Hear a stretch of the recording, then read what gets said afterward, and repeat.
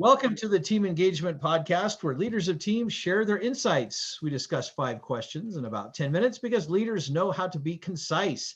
I am very grateful to have Charles Reed with us today. He is the CEO of GetPayroll. Charles, thank you again for being on the podcast today. And what would you like the people to know about GetPayroll? Well, GetPayroll provides payroll services to small and medium-sized businesses around the country. We're compliance experts. We're CPAs, U.S. tax court practitioners, all that kind of stuff to keep you safe from the IRS and the states screwing you over. Well, and unfortunately, I know of circumstances where that has happened. People have made mistakes and they didn't quite understand something, and the government, whichever level, they'll come talk to you at the very least. Easy enough to happen. Yeah, absolutely. Well, that sounds great. Well, let's jump to our questions. Our first question: share with the audience a success story of collaboration within a team. My marketing team one of my big faults was I thought I could market, and I can't market my way out of a paper bag. So I formed a team here a few years ago, and it's been extremely successful. Sales are up 30% over last year. Developing me as a thought leader. That's why I'm here. And my company as the go-to payroll company for compliance and, fighting the IRS and so on. They've really done that. I've got my marketing manager, my videographer, my sales guy. They all work together with me. We set goals. We're successful. We're constantly doing things. I'm on 3 to 5 podcasts a week. The new book is out. We're getting all kinds of publicity, and they are really marketing our company successfully, and it's a wonderful thing to see.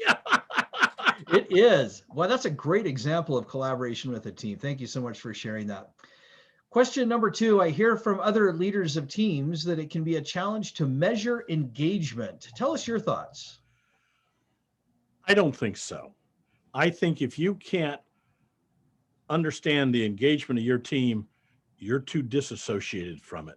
You're not involved in it. I know when my people are having a bad day. I know when they've had an argument with their wife. I know when they've adopted a new dog.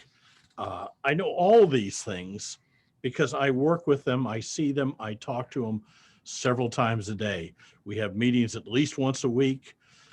And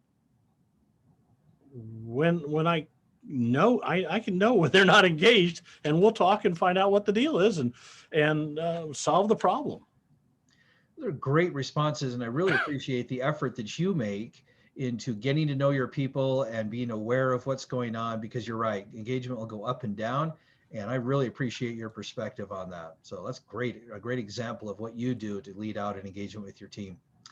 Question number 3, based on your experience, Charles, what is one attribute or quality of a confident leader? I think the most important thing, and I've learned the term from Rotary, it's servant leadership. Your job as a leader is not to demand, to be overbearing, to micromanage. Your job as a leader is to solve your staff's problems. You help them set goals to get started, and you remove obstacles for them to achieve those goals. You set up measurements so they know when they've achieved them. You know when they've achieved them. And then when they've achieved them, you celebrate that success. Then, of course, you set new ones and you go the whole process again. But it's servant leadership. You're not in charge as such. You're helping everybody to succeed. That's your job as a leader.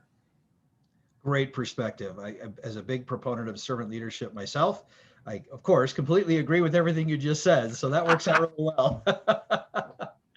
All right. Question number 4, is there a person or maybe someone that you'd like to recognize that has had an influence in your life? Yeah. Now we're talking a real team here. My wife and I started this business 30 years ago. My wife, everybody loved Ruth. Everybody loved Ruth. She's passed now, but everybody loved her. Even her people she couldn't stand thought she was their best friend. But she taught me that achieving the goal was the success and not my style. That wasn't important. You know, I came from the Marine Corps, and in the Marine Corps, there's the right way, the wrong way, and the Marine way. Okay. And she taught me that other people have different styles that are successful for them. Let them use their style if they achieve the goal.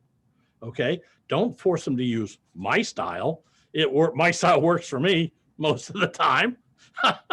But she taught me that style was secondary to success, that let them be them, help them achieve, obviously, solve their problems.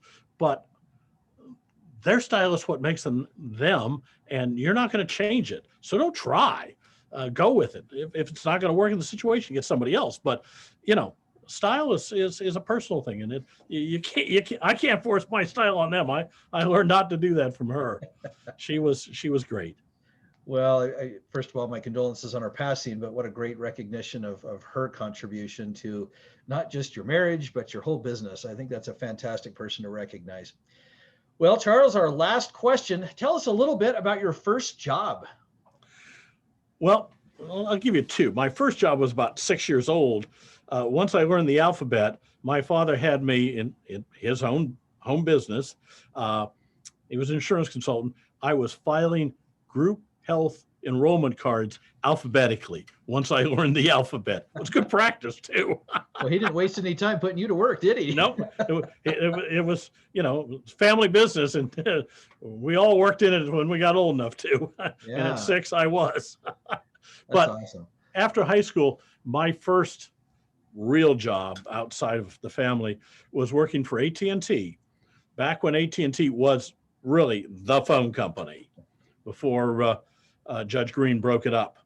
And I was a long distance toll testman working on the microwave backbone for long distance in the US, and got my first class radio license and all that good stuff, learned Morse code and all kinds of things. So it was a fascinating first job. It was 16 when I got out of high school, and then about a year later, I joined the Marine Corps. Wow.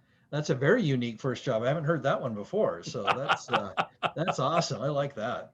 Well, Charles, thank you so much for being on the podcast today. How can people find you? And I also understand you have a little something you'd like to offer the listeners as well. Sure. They can find me at GetPayroll. CJR@getpayroll.com is my email.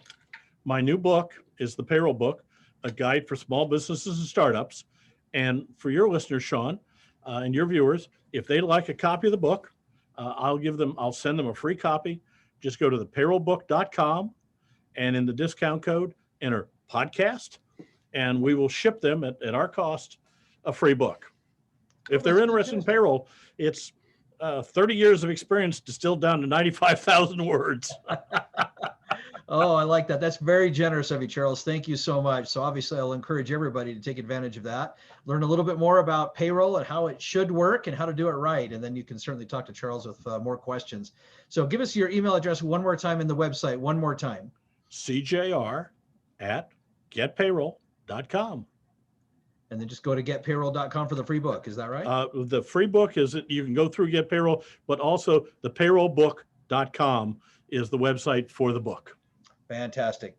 This is Sean Richards with the Team Engagement Podcast, where leaders of teams share their insights. For more ideas, you can go to teamengagementpodcast.com. And once again, it's teamengagementpodcast.com. We thank you so much for joining us and wish you a very happy day.